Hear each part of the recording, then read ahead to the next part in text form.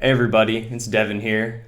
Today I wanted to go over hunting for apartments as a foreigner. I'm not currently in Japan right now, so I'm sure a lot of you are in the same situation that I am if you're trying to move to Japan, trying to get your apartment set up so that when you get to Japan, everything's in order and you don't have to stay in like a capsule hotel or something like that.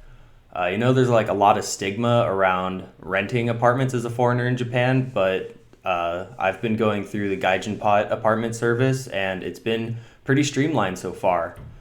A lot of the times people think that apartments won't rent to foreigners. There's tons of YouTube videos on why Gaijins can't rent apartments out there, and so far I don't think that that's true. Gaijinpot's made it really easy. They take care of all the paperwork. They just ask a couple questions. They ask you to file some documents so that they can approve your stay in Japan, and so far I've been having a really easy time talking with Gaijinpot. So I'd like to kind of go through the steps that I've been going through, some of the things that I've needed to do to get this process started. And I got a new microphone here and a laptop, so my setup might be a little bit different, but bear with me for now. I don't think it'll be too much of an issue.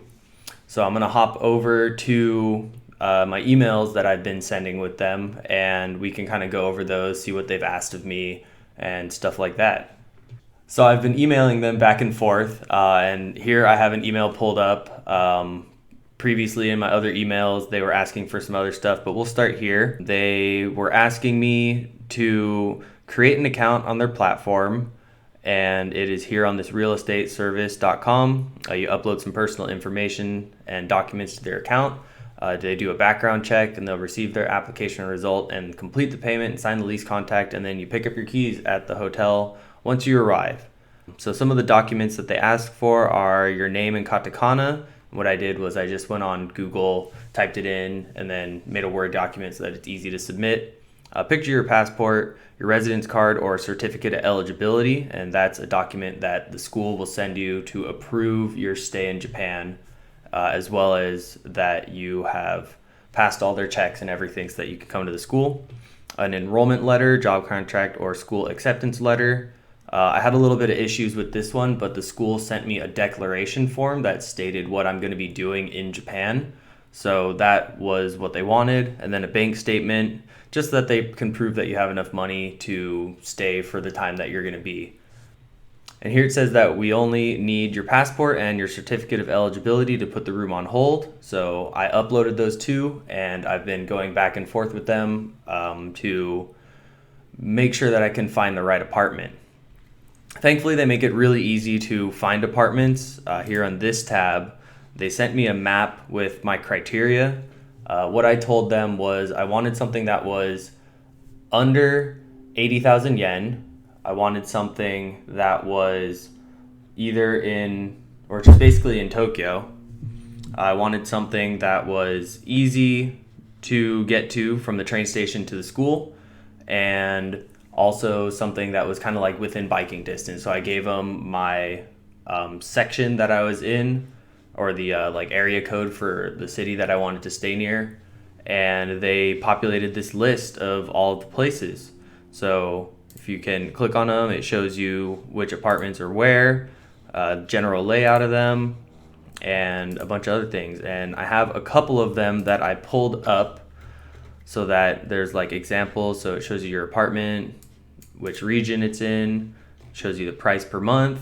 But then there's also kind of a little bit of hidden fees. I mean, they're not that hidden, you just scroll down. But it gives you a good overview of the place. You can kind of get a view from what it's like, the amenities and stuff like that. So it's a pretty nice website. It tells you all the floor, when it's available, the location, which is really useful because I've been putting it into Google Maps and seeing how far it is I'm from my school, and then how far it is from like a nice central station like here in Shinjuku. This one's maybe a 15-minute trade ride from the Shinjuku station. Also gives you the nearest station, which is really nice. So some of the nice things about the Gaijinpot service is that you don't need a guarantor, you don't need bilingual support, no Japanese. They help set up with the utilities, which is really nice because I'm sure that there's a lot of paperwork and a lot of kanji that I don't know, so I wouldn't be able to fill out these forms. So it's really helpful that they do this. I have bilingual coverage. after move-in, which is really nice. So I believe I'd be able to reach out to them if I had any problems, if I needed to get any services done or something like that. And then it's really nice that they take credit card and debit card, so it makes payment really easy. Here it has a breakdown of what your monthly fee would be. So the rent is 60,000 yen. There's a maintenance fee of 5,000 and a housing service subleasing fee for 5,720 yen, which comes out to a total of 70,720 yen.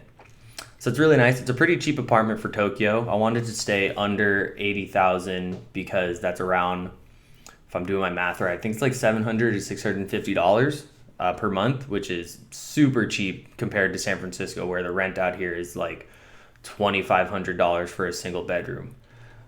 Be it as it may, these are quite small. I mean, as you can see, it's 17 meters squared, and it's, pretty a long, narrow hallway, but not all of them are like that. But in this price range, that's pretty much about what size you're going to get here.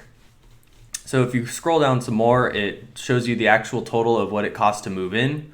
So there's a 60,000 deposit fee. There is no key money, which is nice. There's an agency fee, guarantor fee, lock exchange fee, fire insurance, housing service. So the total monthly cost, that is the rent. So it's actually a breakdown of what the total monthly cost, and this is the monthly move-in cost. So this is going to be your upfront fee, and that adds up to 264,470 yen. So it's, around $2,000, which is, it is what it is. It's, as a foreigner, having to do all of this stuff yourself, I think paying the $600 or 60,000 yen for them to take care of everything, fill out all the paperwork, is really handy. If you have the money to go through this process, I think it's a lot easier than having to contact agencies by yourself, as well as a lot of other places that offer services like this don't really have the additional services. They kind of just set you up. And a lot of the other places that I looked at were way more expensive for this. I was looking at furnished units, and it was like 100,000 yen per month. So my thought process was, if I just buy my own furniture and I stay there for a year, the cost of buying the furniture will be less than if I bought a furnished place. So if you scroll down, it has more stuff about the unit, air conditioner, heater, bath, elevator, gas, broadband system, kitchen, and veranda, which is really nice. And some of these other places have more amenities, and then it gives you what the local stations are. So here's another spot in Bunkyo. It's a little bit more expensive, but if you scroll down, you can see that it has all the same amenities. The total monthly cost is more, and it has more features as well. So this one has an auto lock. It has some antenna system. It has cable. Thankfully, it has flooring. I'd hope every place has flooring. It has gas, broadband system, kitchen, and a veranda. So it's really nice. This one is a little bit nicer looking. It's built in, if we scroll here, 1996, and the other place was built in 1986. So these are some of the things that you need to look into. And, the pictures for it are actually quite nice. It looks like it gets some good sun. You got a nice window that you can see through, and you're not facing a building, so your veranda doesn't look straight into the back of another apartment, which is really nice. It looks like a pretty modern building too, so that's, some of the things that you got to take into account. Bathroom looks nice. It's got a little sink and a nice tub, and this one has a lot of closet space actually. So here it has a little cupboard, has another big closet. This is where your washer and dryer could go if you want to buy one, and then another closet. So this one actually has a lot of storage. You got a little closet here, you got your closet here, separate bathroom, and your kitchen isn't in your living room, which is really nice.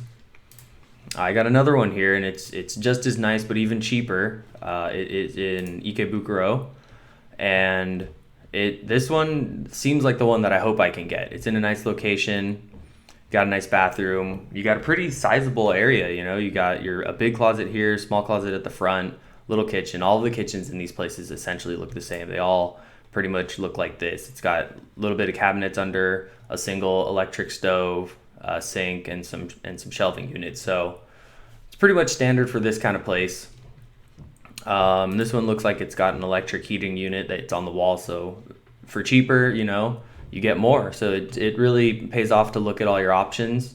And then here's a fourth one. It's just around the same price. It looks pretty spacious. It's got 2 closets, and this would be the entryway. The kitchen is in the living room, so that's something you got to take into account, but it also has a little tiny veranda or balcony and a sizable bathroom. So I'm hoping that some of these places are going to be available in this time coming up in April, or towards the end of March. A lot of these places are getting picked up.